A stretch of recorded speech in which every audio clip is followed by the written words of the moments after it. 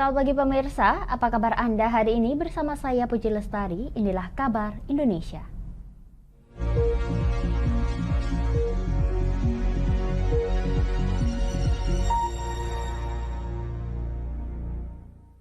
Pemirsa, setelah melewati proses panjang selama lebih dari 1 bulan, Menteri Pariwisata dan Ekonomi Kreatif Sandiaga Salahuddin Uno akhirnya resmi bergabung dalam kader Partai Persatuan Pembangunan.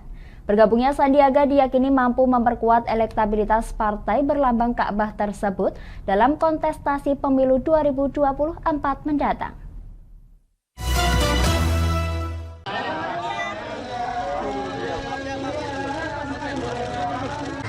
Menteri Pariwisata dan Ekonomi Kreatif Sandiaga Salahuddin Uno resmi bergabung sebagai kader Partai Persatuan Pembangunan P3. Hal itu ditandai dengan penyerahan kartu tanda anggota KTA pada Rabu 14 Mei di Gedung Dewan Pimpinan Pusat P3 Jakarta.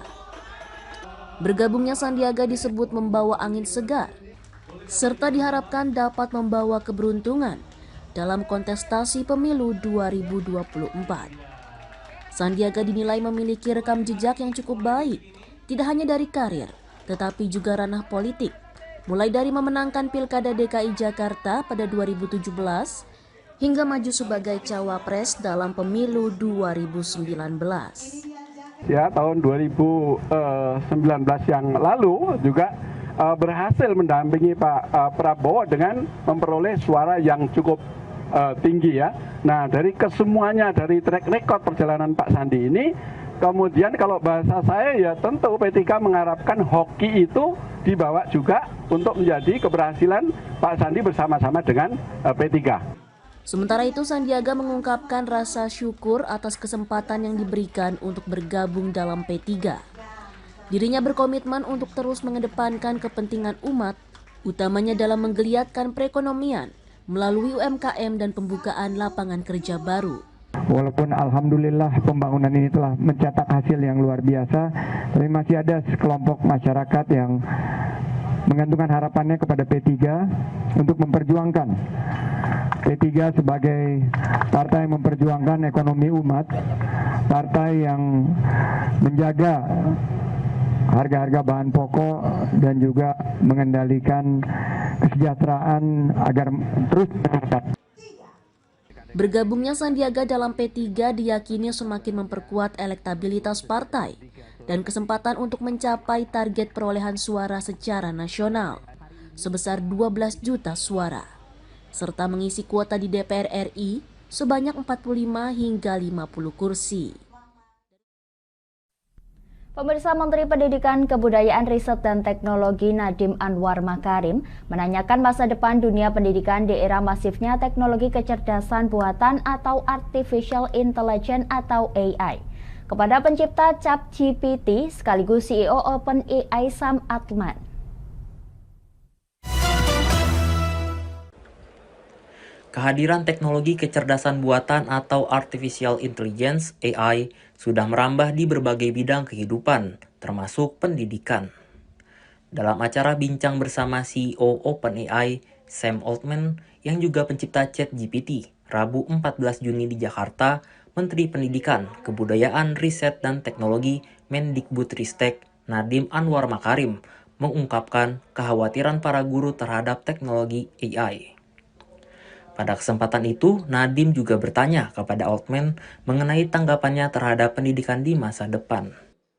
But I'd like to hear your take about what you think the future of education will be like with all of these general AI systems and natural language systems that will kind of shift the perspective of how to assess students' progress. Sementara itu, CEO OpenAI, Sam Altman, mengatakan di masa depan dunia pendidikan harus menghadapi beragam perubahan akibat teknologi. Hal tersebut pun, menurut Altman, turut diiyakan oleh para pengajar di Amerika Serikat setelah mereka sempat menolak kehadiran AI. But then pretty quickly after that, it was teachers themselves that were saying, we made a mistake, we're going to embrace this, we're not only going to unban it, but we're going to build it into our teaching. And that has been super valuable, I think, for many students. The people that are starting their educational journey right now, I think, will be far more capable than any of us by the time they're done, because they're going to learn it with new tools. Like, this is how humanity makes progress. Adapun kehadiran teknologi terhadap dunia pendidikan, menurut Altman, bukanlah hal baru. Sebab sebelumnya, teknologi seperti kalkulator dan mesin pencarian turut dianggap berdampak negatif terhadap dunia pendidikan. Namun saat ini telah menjadi bagian yang dibutuhkan. Pemirsa, usai bermain imbang tanpa gol dalam FIFA Matchday melawan Palestina, Timnas Indonesia segera bertolak ke Jakarta untuk bersiap menghadapi Argentina pada 19 Juni mendatang. Bagaimana penilaian pelatih Sintayong terhadap laga dengan Palestina dan apa pula strategi saat menghadapi Argentina nanti? Simak liputannya berikut ini.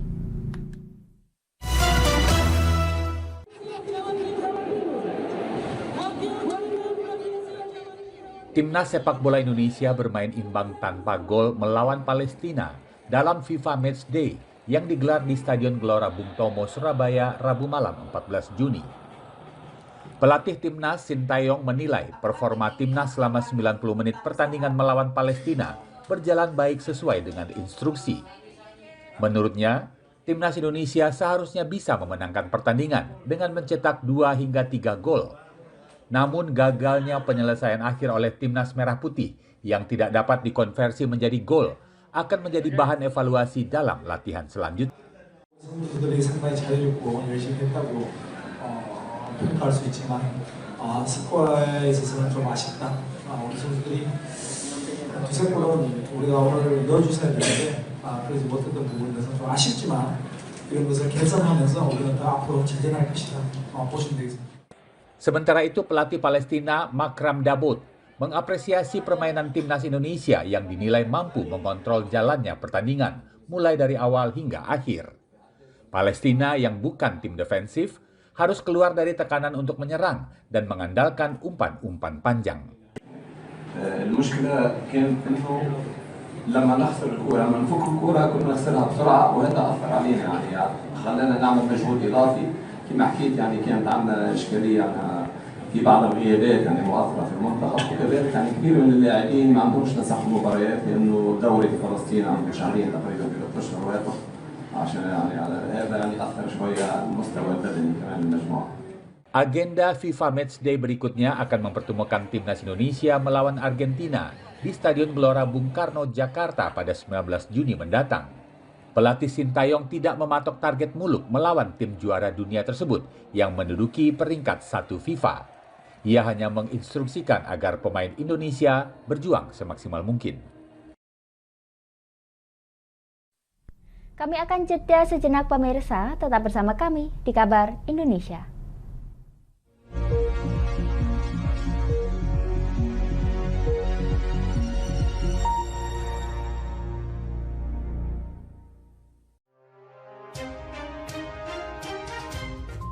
Inilah ketiga anggota komplotan pencuri spesialis pecah kaca mobil setelah melakukan penggelapan 20 sepeda motor dan 2 unit mobil dengan modus retal. Merangkum semua peristiwa sebagai berita yang penuh fakta. Bersama Puji Lestari, saksikan Jateng hari ini setiap Senin hingga Sabtu jam 4 sore hanya di Lingkar TV.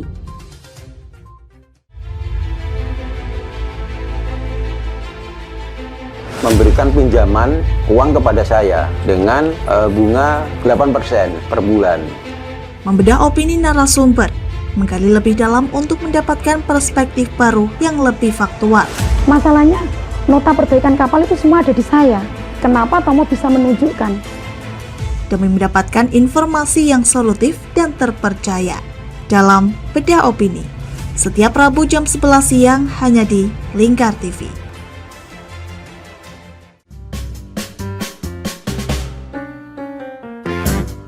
Mari pilih motif batik yang kamu suka di Batik Yuliati Warno. Memproduksi dan menjual batik tulis bakaran khas Pati dengan kualitas yang sangat istimewa.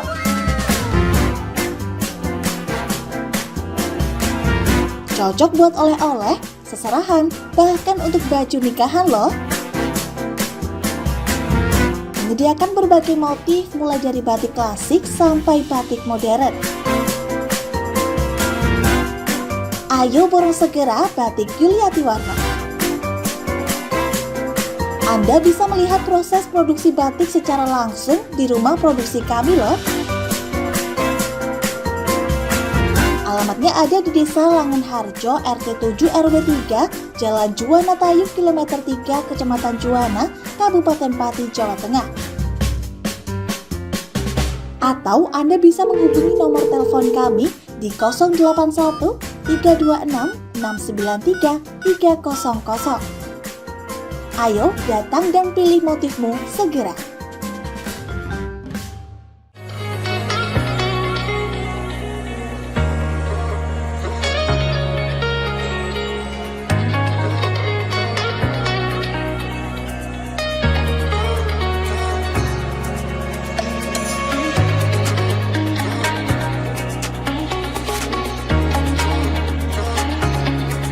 Hatta Castor Pati, surganya alat tulis dan perlengkapan sekolah serta kantor. Mau cari buku? Ada. Mau cari alat tulis? Ada dong pastinya. Atau mau cari tas? Juga ada. Semuanya lengkap di Hatta Castor Pati. Kami siap melayani Anda dengan sepenuh hati.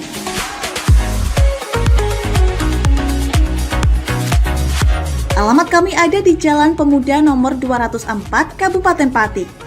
Buka dari jam 8 pagi sampai jam setengah 9 malam. Anda mau cari kami di e-commerce? Juga tersedia. Atau Anda bisa mengunjungi Instagram dan TikTok kami di @hataka.official. Ayo, tunggu apa lagi? Penuhi kebutuhan alat tulis dan aksesoris sekolah serta kantor Anda di Hatta Castor Pati. Ada buku, ada meja. Yuk beli di Hatta Castor aja.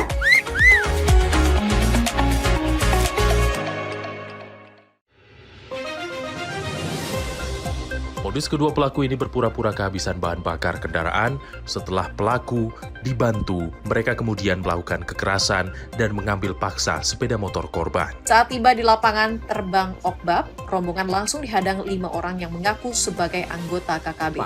Yakni melakukan bujuk rayu kepada korban yang merupakan santriwati pada momen kegiatan belajar mengajar khusus. Menyajikan informasi-informasi hangat dan terpercaya bersama Kabar Indonesia setiap Senin hingga Sabtu jam 7 pagi hanya di Lingkar TV.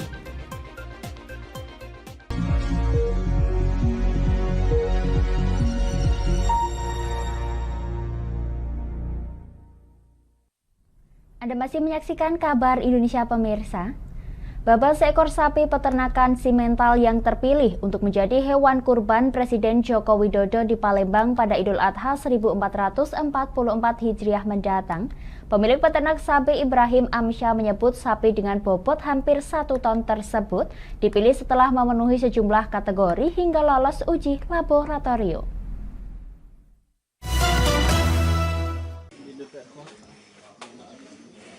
Inilah Baba, sapi jantan jenis peternakan simental yang dibeli oleh Presiden Joko Widodo untuk dikurbankan di Masjid Agung Palembang pada Hari Raya Idul Adha 1444 Hijriah mendatang. Sapi dengan berat 990 kg atau hampir mencapai 1 ton ini dibeli dari peternak Ibrahim yang ada di Jalan Tegal Binangun, Kecamatan Jakabaring, Palembang seharga Rp92 juta. Ketika ditemui usai penyerahan sapi Presiden ke pengurus masjid, Ibrahim pada Rabu 14 Juni menjelaskan, sapi miliknya ini dipilih mengalahkan kandidat lainnya setelah memenuhi sejumlah kategori. Jadi kita ajuin ini, diajuin, syukur-syukur dipilih, ternyata alhamdulillah dipilih. Dulu kalau tidak salah kandidatnya 5, tapi sapi kita yang terpilih. Waktu ngajuin itu kategorinya apa aja Pak yang harus dipenuhi? Kategorinya sih ya bobot, ya sudah itu tanduk bagus, ya macam-macam lah. Sehat lah ya. Sehat, yang terutama sehat.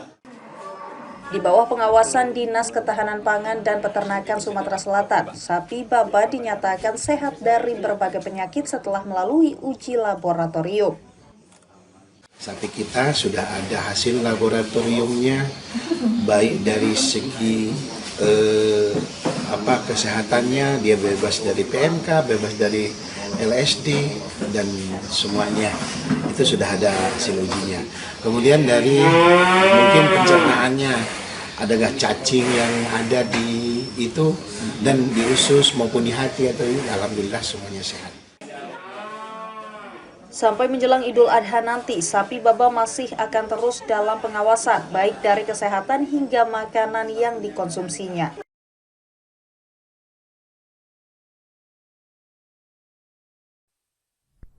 Pemirsa, bekerja sama dengan Yayasan Penyelamatan Orangutan Borneo Survival, Yaru Menteng Kota Palangkaraya Balai Konservasi Sumber Daya Alam atau BKSDA Kalimantan Tengah melepas liarkan 4 ekor orangutan. Sebelumnya akan kembali memberangkatkan 6 ekor lainnya di Taman Nasional Bukit Baka Bukit Raya di Kabupaten Katingan, Kalteng.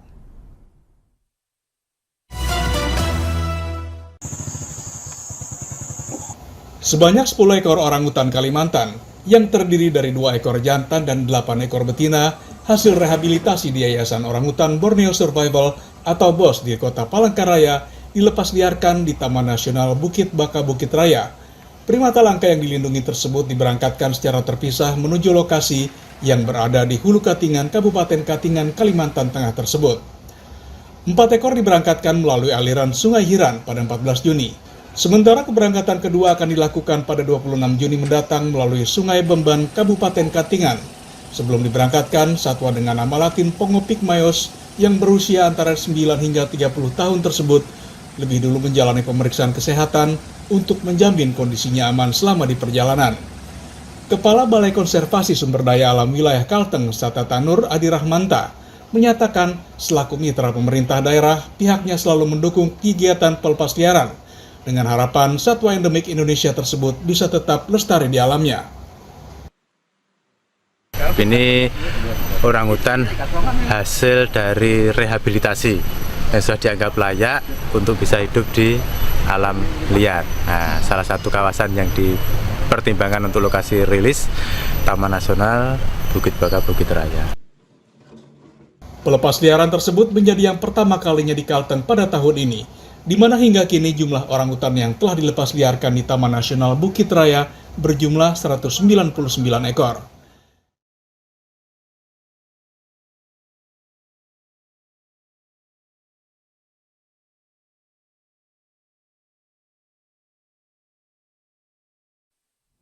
Kami akan jeda sejenak pemirsa, tetap bersama kami di Kabar Indonesia.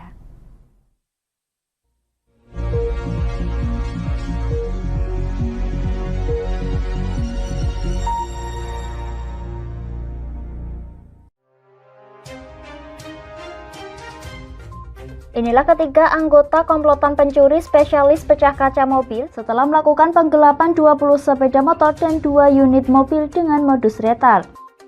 Merangkum semua peristiwa sebagai berita yang penuh fakta.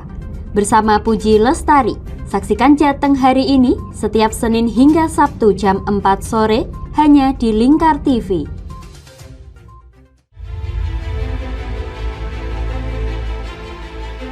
Memberikan pinjaman uang kepada saya dengan bunga 8% per bulan.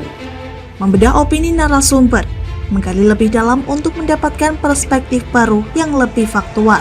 Masalahnya, nota perbaikan kapal itu semua ada di saya. Kenapa Tomo bisa menunjukkan? Demi mendapatkan informasi yang solutif dan terpercaya. Dalam Bedah Opini, setiap Rabu jam 11 siang hanya di Lingkar TV.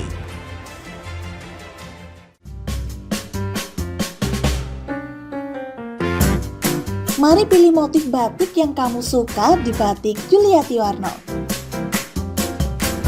Memproduksi dan menjual batik tulis bakaran khas Pati dengan kualitas yang sangat istimewa.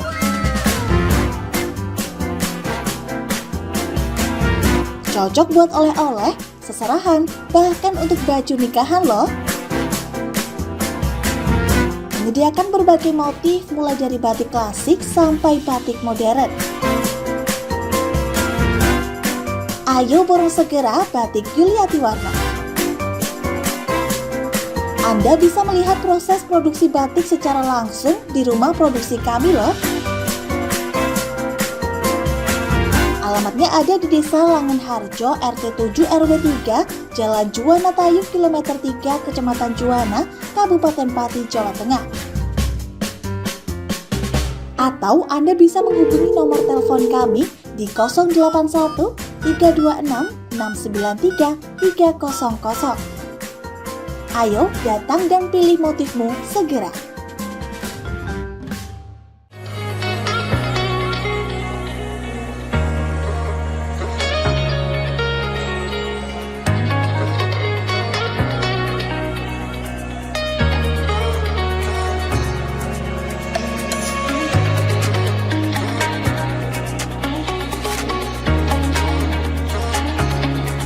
Hatta Kastor Pati, surganya alat tulis dan perlengkapan sekolah serta kantor. Mau cari buku? Ada. Mau cari alat tulis? Ada dong pastinya. Atau mau cari tas? Juga ada. Semuanya lengkap di Hatta Kastor Pati. Kami siap melayani Anda dengan sepenuh hati.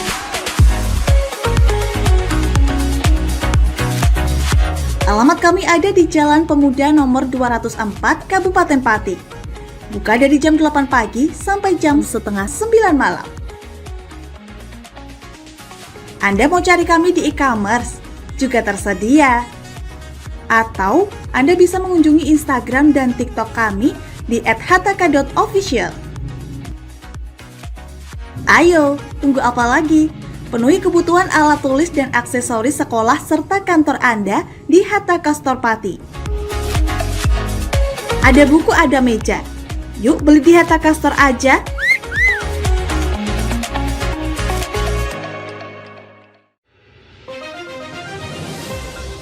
Modus kedua pelaku ini berpura-pura kehabisan bahan bakar kendaraan. Setelah pelaku dibantu, mereka kemudian melakukan kekerasan dan mengambil paksa sepeda motor korban. Saat tiba di lapangan terbang Okbab, rombongan langsung dihadang 5 orang yang mengaku sebagai anggota KKB. Yakni melakukan bujuk rayu kepada korban yang merupakan santriwati pada momen kegiatan belajar mengajar khusus. Menyajikan informasi-informasi hangat dan terpercaya bersama Kabar Indonesia setiap Senin hingga Sabtu jam 7 pagi hanya di Lingkar TV.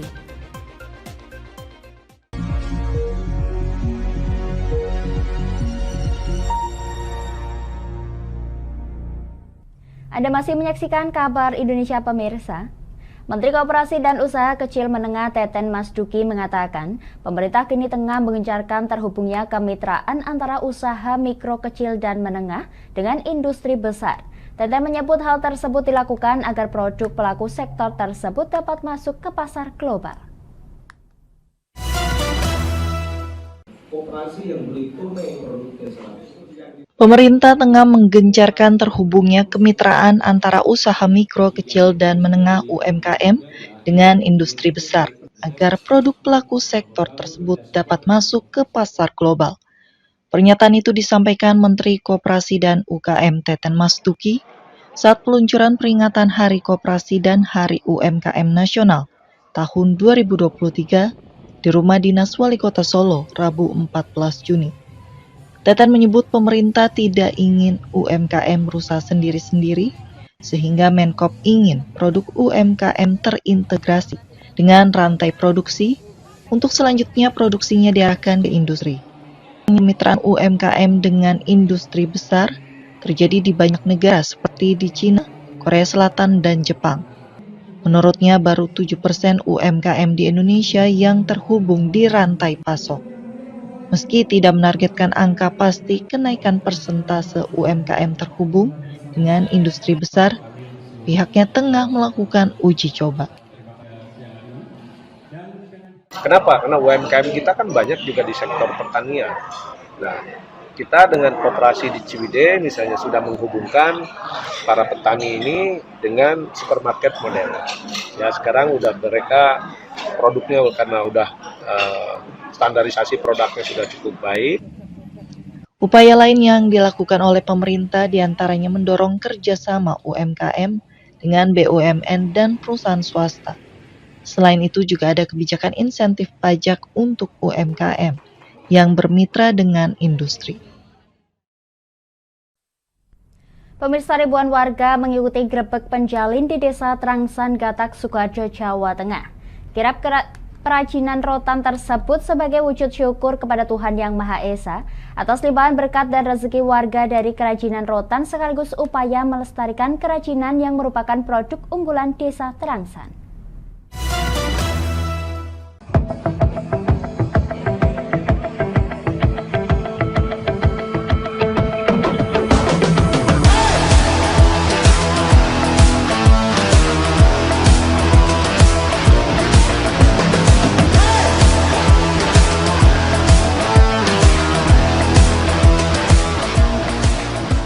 Kreasi para perajin rotan di Desa Trangsan, Kecamatan Gatak, Kabupaten Sukoharjo, mulai dari wayang hingga gunungan, dipamerkan di Grebek Penjalin Rabu 14 Juni.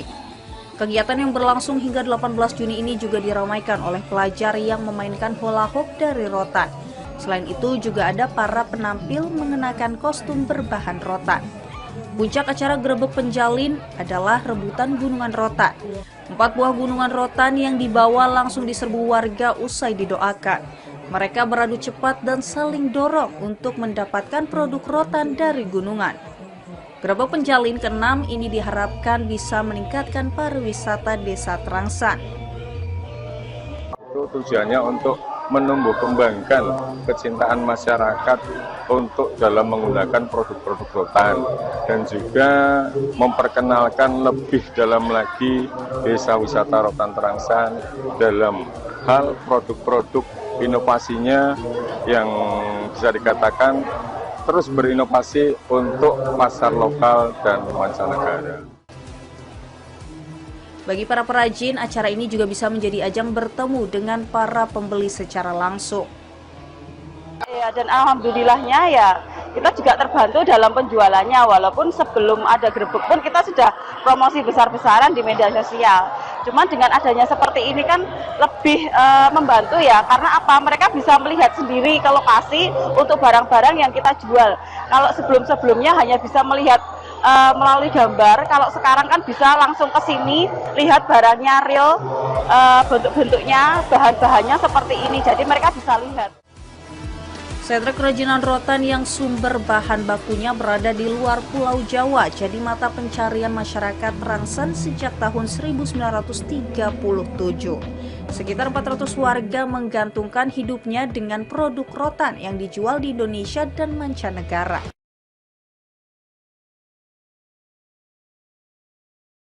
Demikian kabar Indonesia pemirsa, nantikan kabar Indonesia selanjutnya hanya di Lingkar TV. Saya Puji Lestari pamit dari hadapan Anda, selamat melanjutkan aktivitas Anda, selamat pagi dan sampai jumpa.